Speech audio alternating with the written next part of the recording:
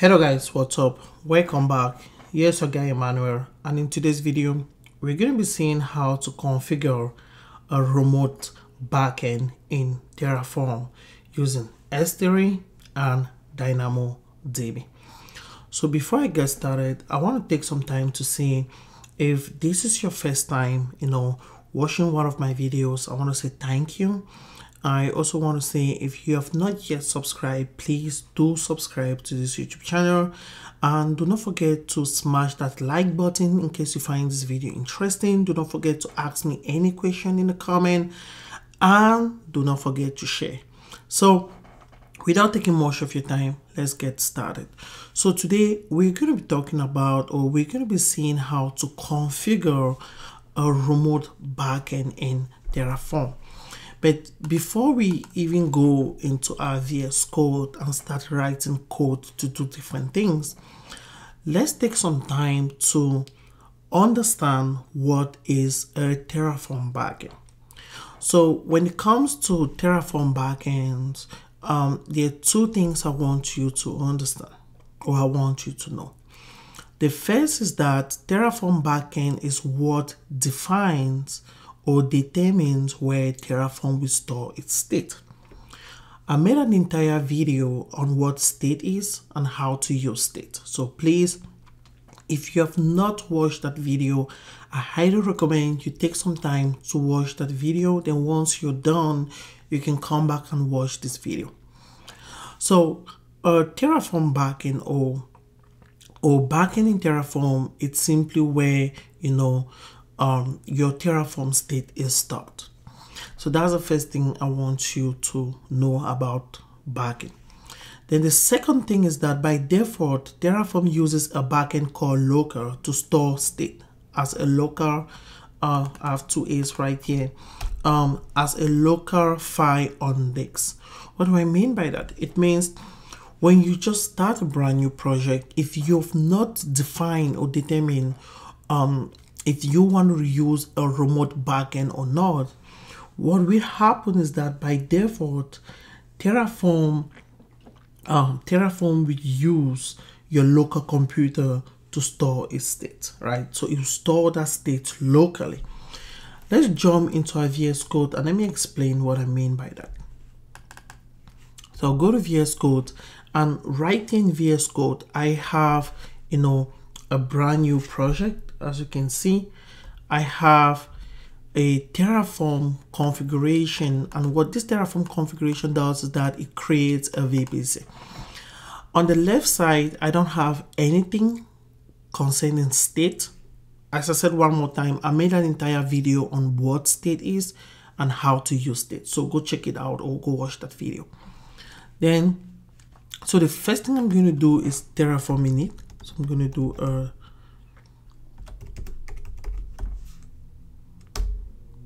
Terraform init, and as you can see, what's happening here when I type this command Terraform init is that Terraform is initializing the backend.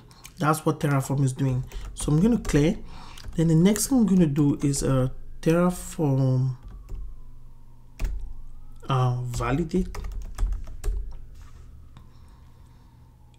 Let's give it some seconds. Great. Then I'm going to do a Terraform plan. So Terraform plan simply shows me, all the stuff that will be created. So I'll do a Terraform apply.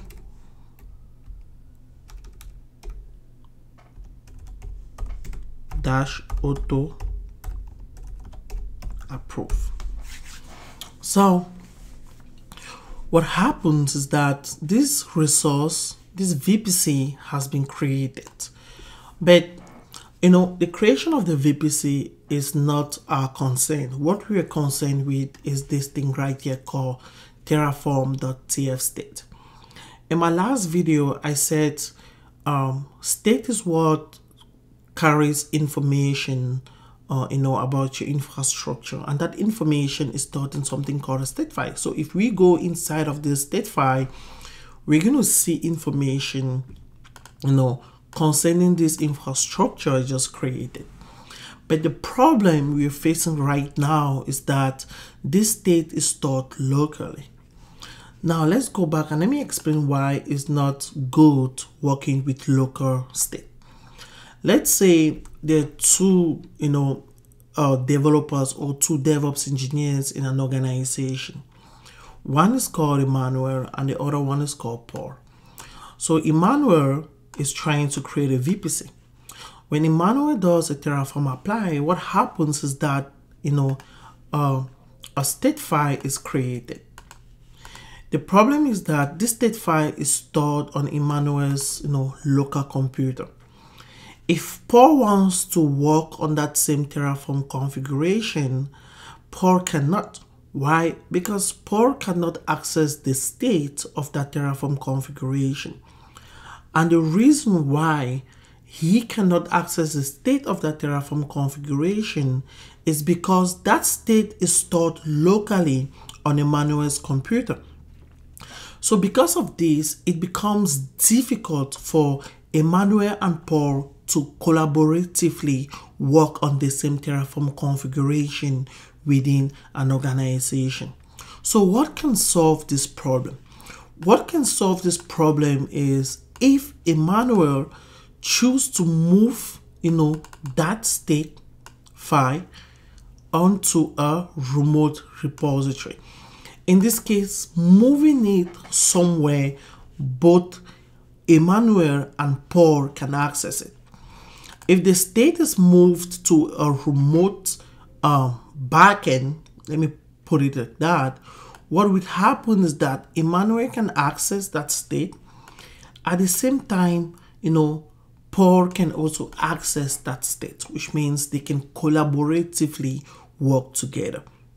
But if the state is stored on Emmanuel's computer, Paul cannot work using that same state file. So in today's video, what we're going to be doing is seeing how to configure a remote state backend using a service called S3. Now, I also want you to know that S3 is not the only tool or service you can use to configure a remote, backend. But most organizations use S3, and that's why in today's video, I'll be using S3. So without taking much of your time, let's get started. So the first thing we want to do is to create our S3 bucket. So go into the console, search for S3, click on S3. Then I want you to create an S3 bucket, and I'm going to call my bucket Wimora, underscore Terraform underscore state. Right here, Wimora underscore Terraform state. So I'm going to create this bucket in this region, US is 1. That's fine. Then everything looks good. I'll click on create bucket. It says bucket name contains invalid character. That's fine. Just take this out and have it like this. Then click on create bucket. Nice. So now we have this our S3 bucket right here.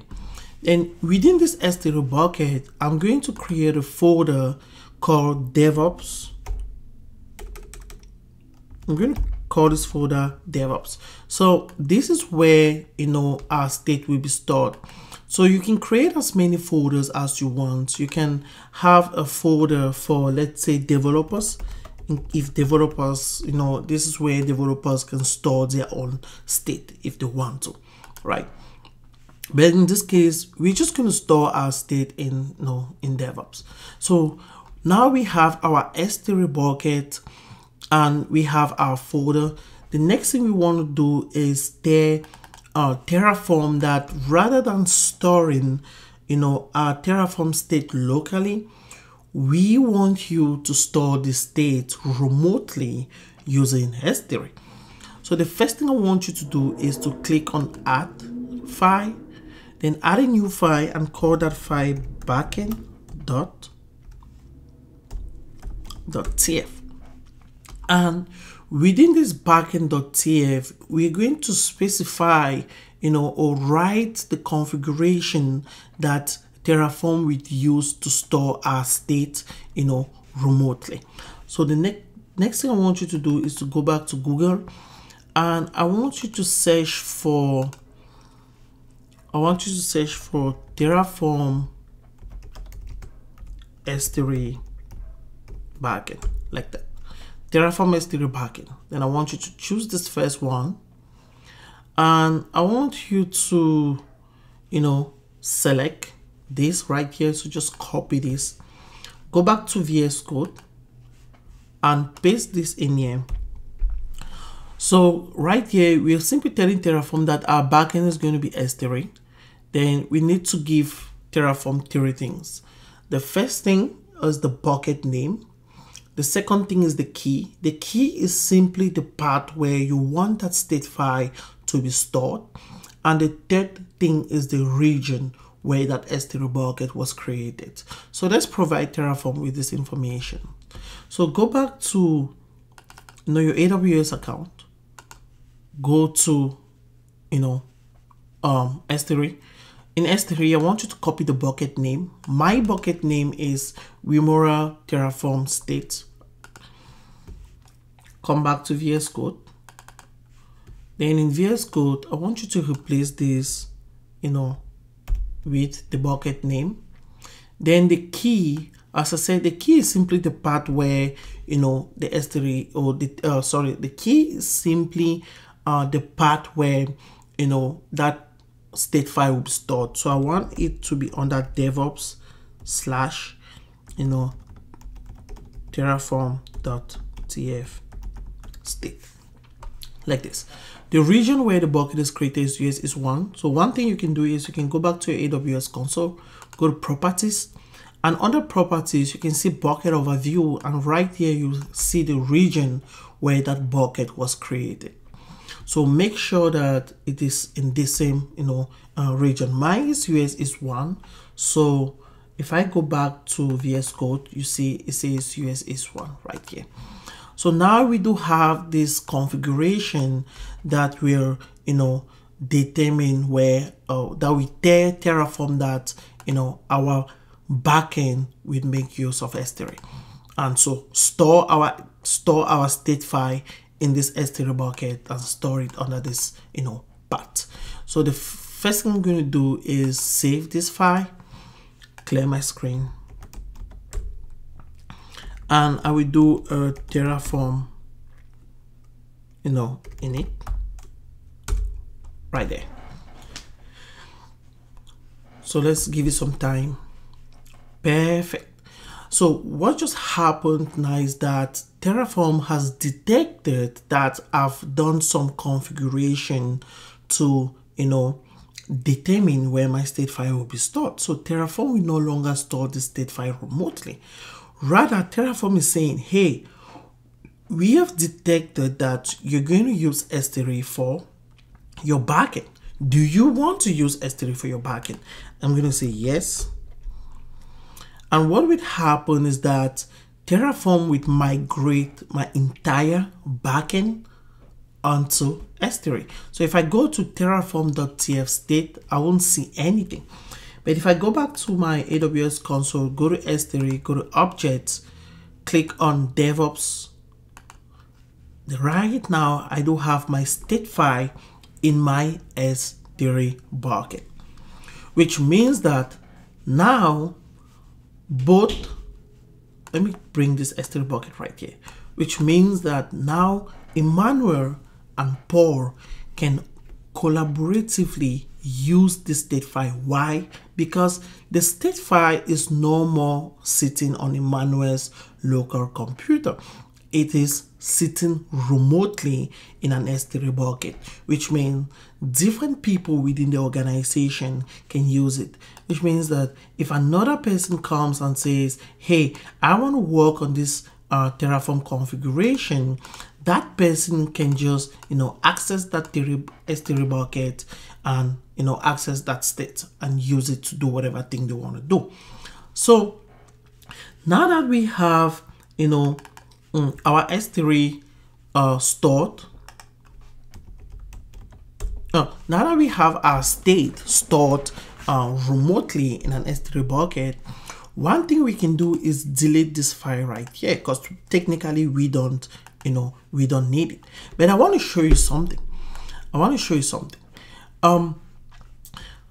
If I do, for example, let's say I do, let me go back to my main.tf. I do, for example, a Terraform apply, and at the same time, let's say, Paul also does a Terraform apply. So if you see right here, if I do an LX, you're going to see these files, in here. And let's say Paul also does a Terraform apply.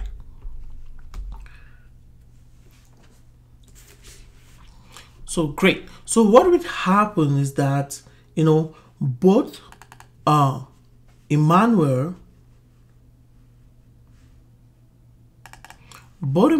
and Paul can, execute write operation on top of this state file, and we don't want that. But let me explain something. Whenever you perform a write operation, for example, a Terraform apply, what happens is that Terraform automatically logs the state file, right?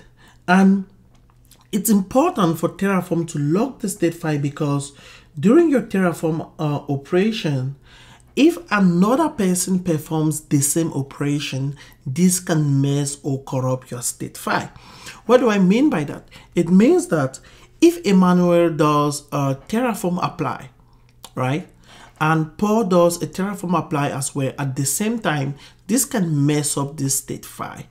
So in order for us to solve this problem, we must or have to implement a state logging solution.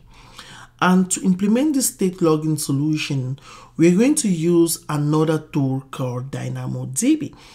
And the reason why we're using DynamoDB for state logging is because S3 does not offer, state logging features. So that's why we're bringing in, another tool to log our state in it, right? So we're going to use DynamoDB in this case for state logging. So to set up DynamoDB and use it for state logging, the first thing you have to do is to go to DynamoDB,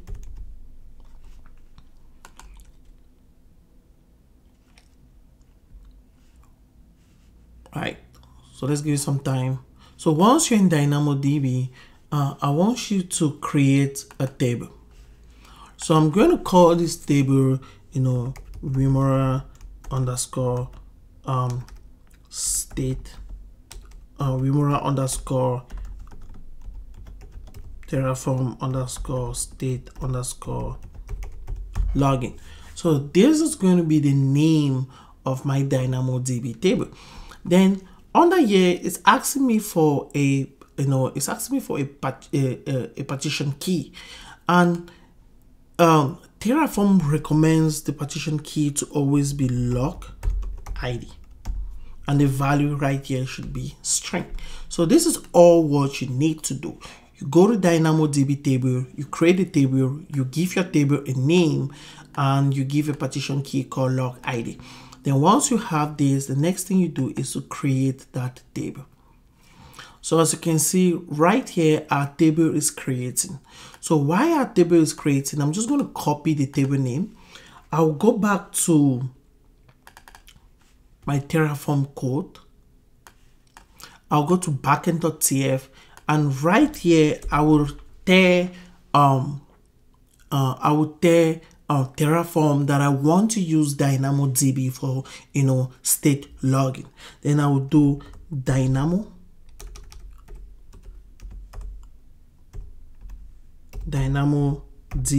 underscore table equals to quotation, and I will paste my table name in here. So it says DynamoDB underscore table equals to Remora underscore Terraform It's called state_login.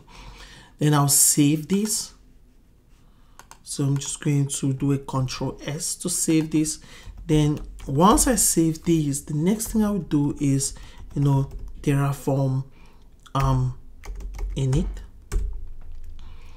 And what happened when I did that Terraform init is that Terraform was able to detect that there've been a change on my Terraform, or to my Terraform backend. And Terraform is saying here that backend configuration changed.